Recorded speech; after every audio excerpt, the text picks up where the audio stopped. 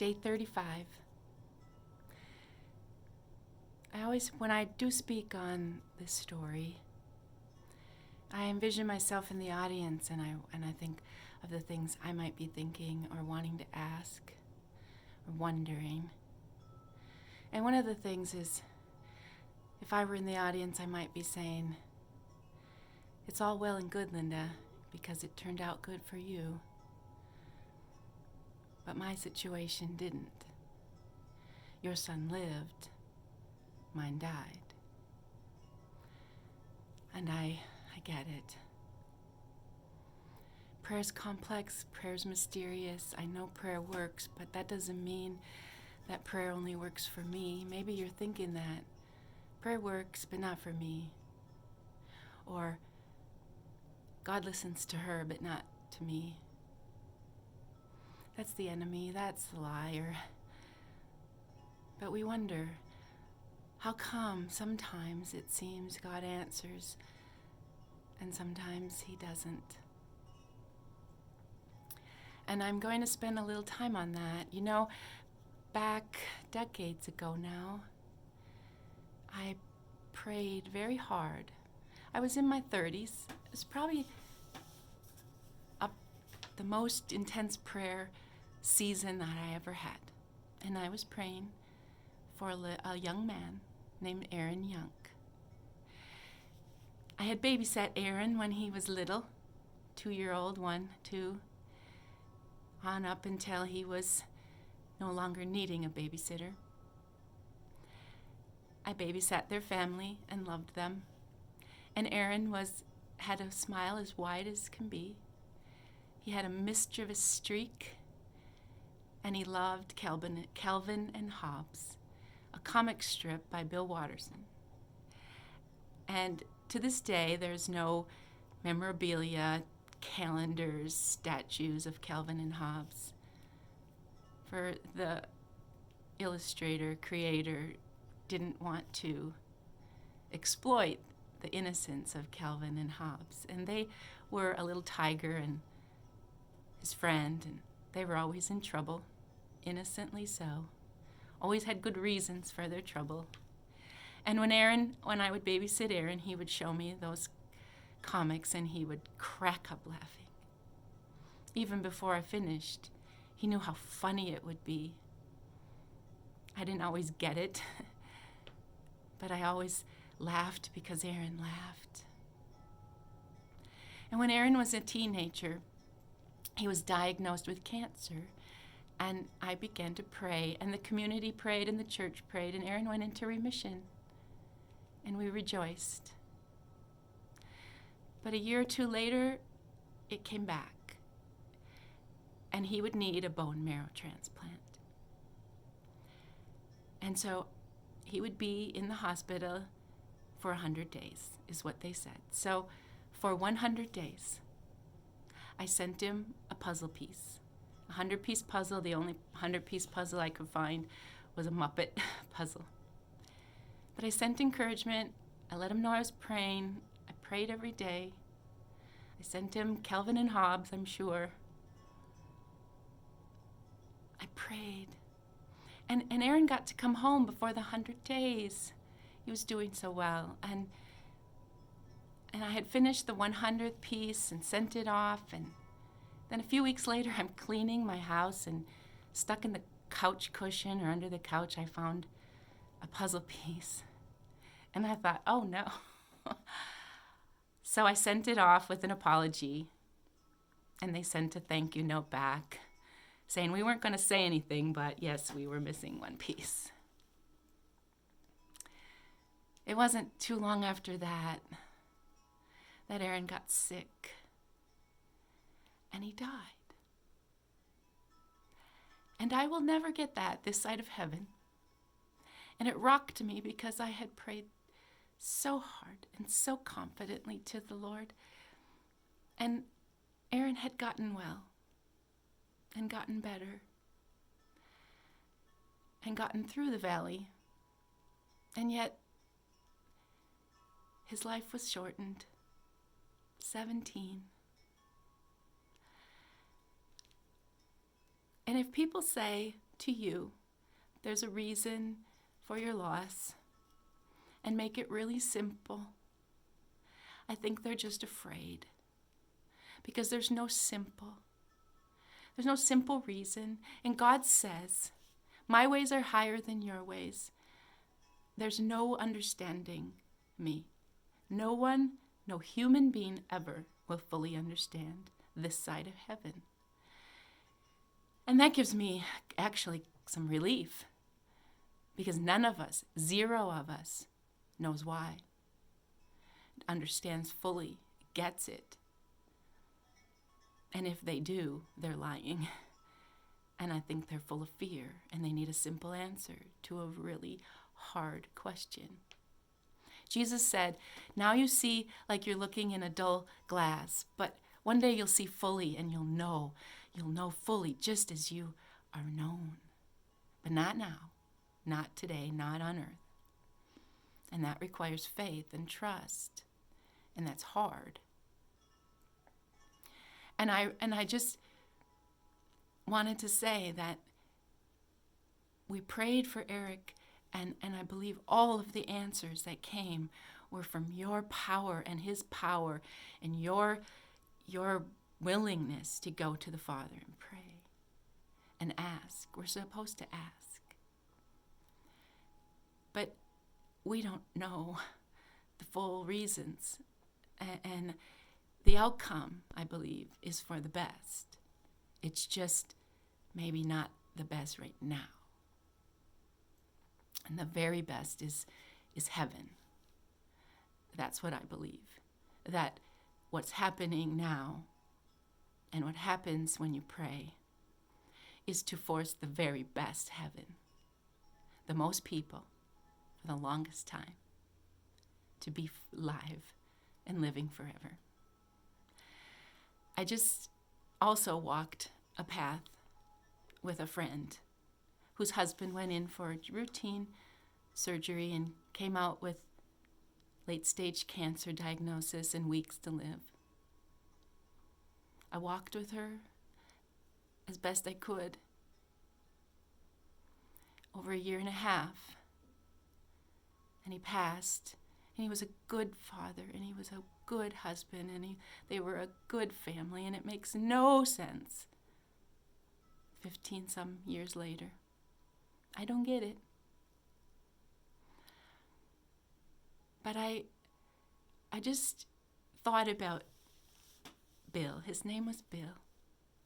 And I thought about this letter I wrote to him.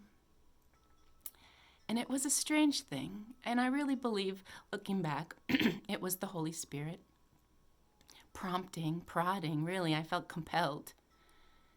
There were 3 Bills in my life at the same time undergoing injustice.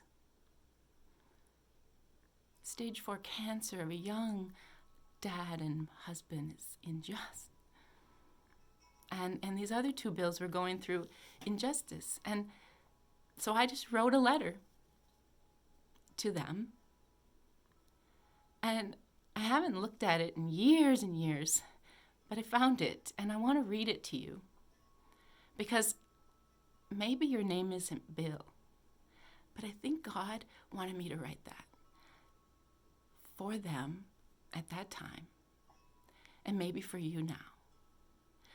I wrote it with the intent of mailing, and when it came time to mail, I almost chickened out. It was weird. It was weird to write a letter to Bill and Bill and Bill. They weren't close friends. It wasn't like I'd ever write them a letter. And so it just seemed like I had to. And I sent it. Ugh. And I left the outcome to God. But I'm going to read it today. And I want you to put your name in if you've suffered an injustice. If you say to yourself today, it wasn't supposed to be this way, then this maybe letter is for you. I'm going to read it, and you put your name in the letter. Dear Bill, and you. I read somewhere that oftentimes when things come to you in sets of 3, you ought to pay close attention. Not to be superstitious, but to take notice that God may be trying to make a point. I came to a realization this morning as I sat down to pray. I listed in my journal the names of people who were heavy on my heart, and I noticed that the top 3 names were Bill. One Bill is a teenager who I have admired and respected since I knew him when he was a little boy. I come to know his family and respect them, one of high character, honest, genuine, humble, and full of integrity, such traits too seldom seen in people today. Bill has felt the heavy hand of a misguided authority, and in my humble opinion, the abuse of power. Another Bill is a friend who has felt the heavy hand of misguided authority, those who would like to see him gone. He felt so pressured that he decided there was nothing he could do but leave.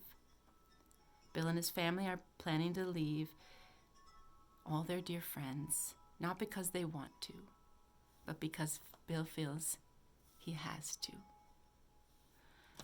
One Bill is married to one of my best friends from high school. He finds himself sprinting in what he thought was a marathon of life. He is being led through the valley of death after a routine surgery revealed late-stage cancer. He and his young family have been thrown into a storm more fierce than the tornado that destroyed their farm and home several years ago. My human nature cries out, why won't somebody help them? Why won't somebody do something? And I sit in prayer for Bill and Bill and Bill and you and ask, what on earth can I do for them? My passion would be to get in there and fix things.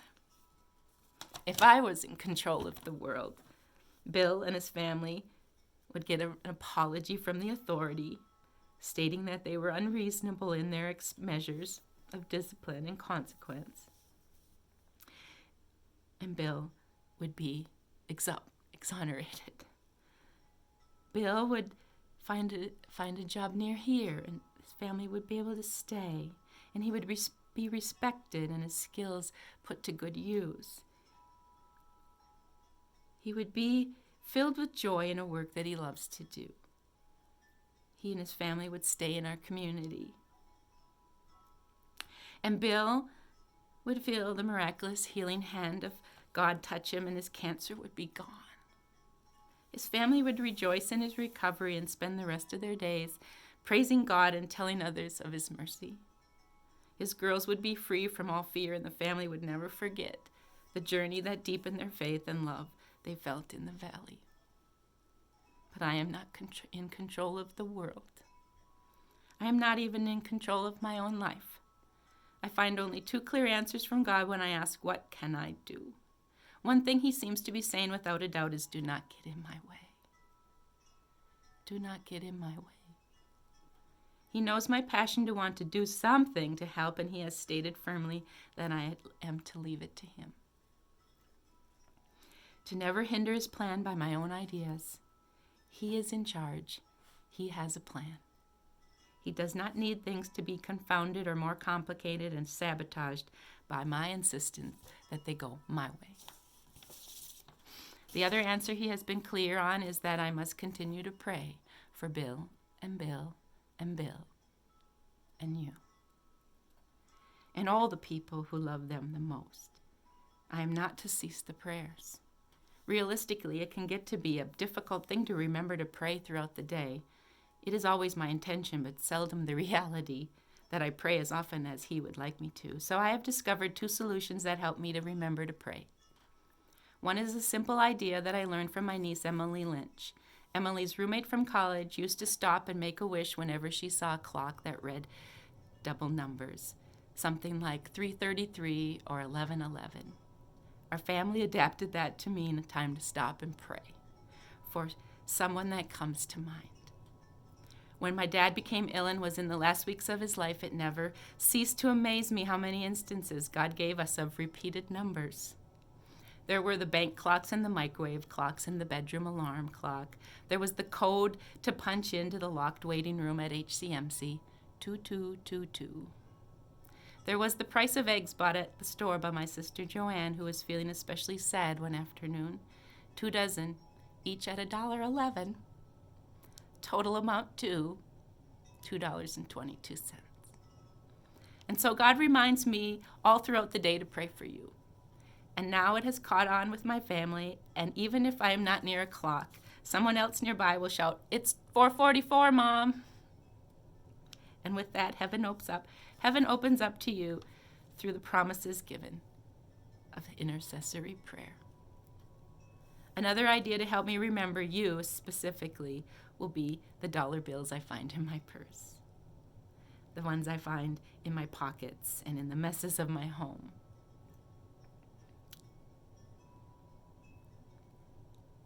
One thing God impressed upon me when I decided to write this letter is everything will be okay in the end.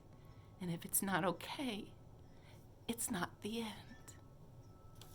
And I have endured trials in my life of being mistreated by authority, by being abandoned by those who should know better and could have helped. I have felt the sting of being pushed out when I didn't want to go. I have walked the valley of death with my dad. In all those things and more, I have found that he has always been there, and he has always had a better plan than mine. I have also been to the point of despair, and I felt I had no faith at all, yet found him faithful to me. I have felt it would never get better, that it would never be okay, and I have to say, God was right, and I was not.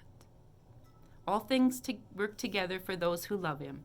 It just takes longer and gets darker than we ever imagined.